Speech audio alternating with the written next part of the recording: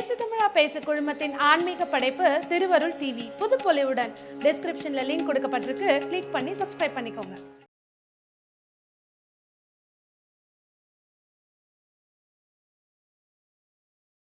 Sir வணக்கம் sir. இப்போ bike பேரணி போகிறதா சொல்லிட்டு ஆகஸ்ட் 15க்கு முன்னாடி சுதந்திர தினத்துக்காக ஆகஸ்ட் 13 நாளைக்கு போகிறதா பெர்மிஷன் கேட்டிருக்கீங்க. பட் காவல்துறை வந்து அது அனுமதி கொடுக்கல.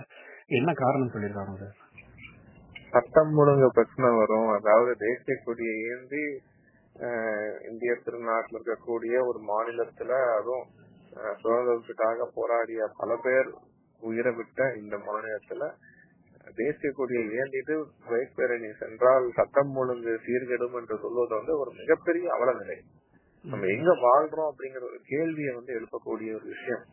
அந்த அளவுக்கு தான் தமிழ்நாடோட சட்டம் ஒழுங்கு இருக்கா அப்படின்னு வந்து ஒரு கேலி கூத்த வந்து அவங்களே ஒத்துக்கிற அளவுக்கு நீங்க வந்து ஒரு பதில வந்து நீங்க காவல்துறை கூறுகிறாங்க. இது வந்து அரசியல் ரீதியா வந்து ஒரு கட்சி கொடியை எடுத்துட்டு போறாங்க, பைக்ல சுத்துறாங்க, வைக்கிறாங்க, போறாங்க, அதுக்கு அனுமதி இல்லைங்கன்னா ஓகே. மத ரீதியா போறாங்க, அனுமதி இல்லைன்னா ஓகே. ஜாதி ரீதியா போறாங்க இல்லைன்னா ஓகே. தேசியம் என்பது வந்து எல்லாரையும் இணைக்கக்கூடிய ஒரு விஷயம். அதான் மெல்டிங் பாயிண்ட். எல்லா மதம், எல்லா இனம், எல்லா ஜாதி எல்லாருமே வந்து ஒன்று கூடக்கூடிய ஒரே விஷயம் வந்து தேசியம். நம்மளை வந்து ஒன்னா வச்சுக்கக்கூடியது இந்த தேசியம் என்கின்ற உணர்வு தான். அப்படிப்பட்ட தேசிய கொடி எடுத்துட்டு போறதுக்கு தடை என்பது வந்து அர்த்தமில்லாத ஒரு விஷயம். எங்க உங்களுக்கு வந்து போக்குவரத்து பிரச்சனைகள் ஏற்பாடுதோ அந்த மாதிரி இடத்துல ஏற்பாடு பண்ணுங்க, அலோவ் பண்ணுங்க. இல்ல கையில ஏந்தி போங்கன்னு சொல்லுங்க, ஏதோ ஒரு அனுமதி கொடுங்க, பயமீறியா பண்ணுங்க. ஆனா தேசிய கொடி எடுத்துட்டு போனா சட்டம் ஒழுங்கு பிரச்சனை ஏற்படும் சொல்றதுக்கு எதுக்கு அப்படி சொல்றாங்க அப்படிங்கறதுக்கான விளக்கத்தை காவல்துறை வந்து நமக்கு கொடுக்க வேண்டும். இப்ப அனுமதி மறுத்திருக்காங்க. இப்ப நாளைக்கு நீங்க பேரணி நடத்த போறீங்களா அதை மீறி? இல்ல உங்களுக்கான திட்டம் என்ன வருது? இல்ல, அப்படி ஒரு திட்டம் இல்லை. இதை வந்து சட்ட ரீதியாக சந்தித்து சட்ட ரீதியாக அனுமதி பெற்று நடத்துவதற்கான ஒரு முயற்சி ஈடுபட்டு கொண்டிருக்கிறோம். சார் வணக்கம் சார். இப்போ பைக் பேரணி போறதா சொல்லிட்டு ஆகஸ்ட் 15க்கு முன்னாடி சுதந்திர தினத்துக்காக ஆகஸ்ட் 13 நாளைக்கு போறதா பெர்மிஷன் கேட்டிருக்கீங்க. பட் காவல்துறை வந்து அது அனுமதி கொடுக்கல. என்ன காரணம் சொல்லியிருக்காங்க சார்?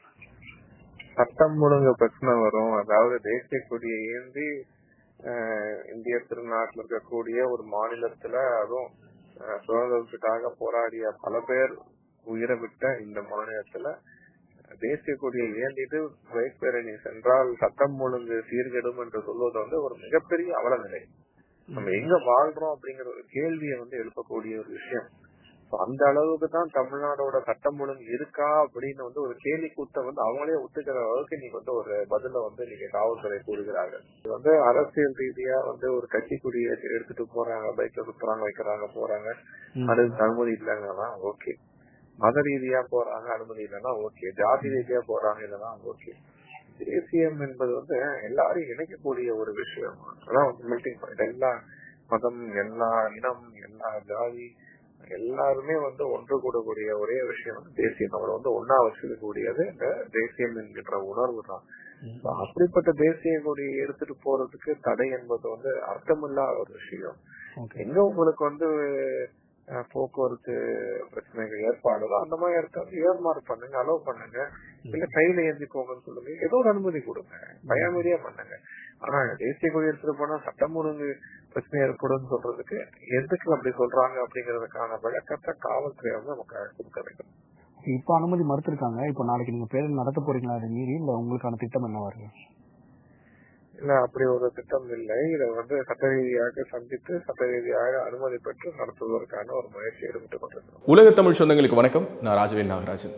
பேசு தமிழா பேசு வலையொலியுடைய வளர்ச்சிக்கு நீங்களும் உறுதுணையாக இருக்கணும்னு நினச்சிங்கன்னா இந்த வீடியோடைய டிஸ்கிரிப்ஷனில் இருக்கக்கூடிய ரேசர் பே லிங்கை கிளிக் பண்ணுங்கள்.